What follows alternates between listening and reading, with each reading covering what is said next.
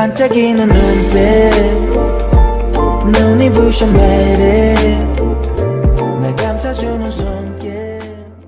When Jin Na-young heard the news of Jin Soo Ji's pregnancy, she felt her heart twist. A cold emotion enveloped her body as if blood was draining from her fingertips. The happy news she had heard before twisted fiercely in Jin Na-young's mind. The pain and unhappiness she had experienced all came rushing back, and her anger towards Jin Soo Ji began to grow. How can she easily claim happiness like this? Jin Na-young said with a cold smile. Her voice did not contain sincere congratulations. Jin Na-young closed her eyes for a moment and took a deep breath. The discomfort in her heart grew. Is this really something to celebrate? Jin Na-young asked sharply, tilting her head. Her expression was dark and cold. Her mood was worsening. The news that Jin Soo Ji was becoming a mother sounded like a warning that she was falling into even greater unhappiness. Every time I'm unhappy, Jin Soo Ji is always happy.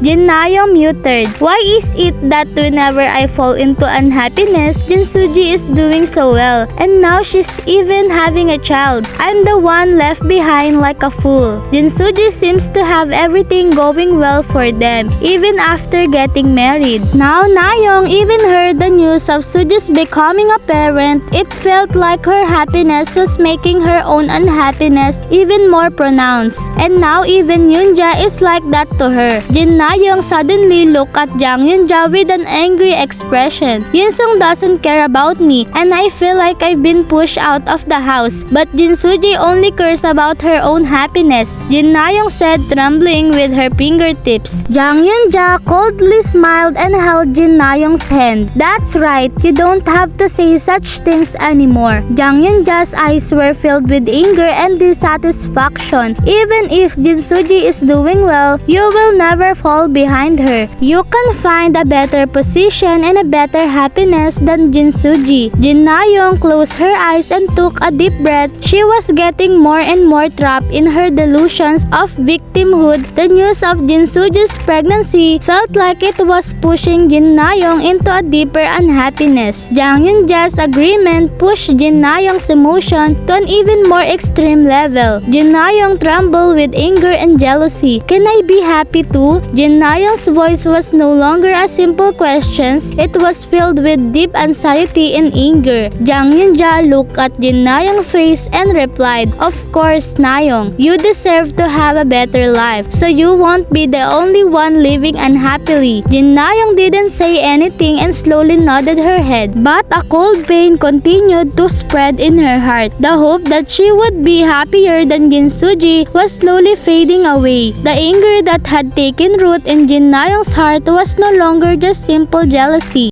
'Cause you are beautiful.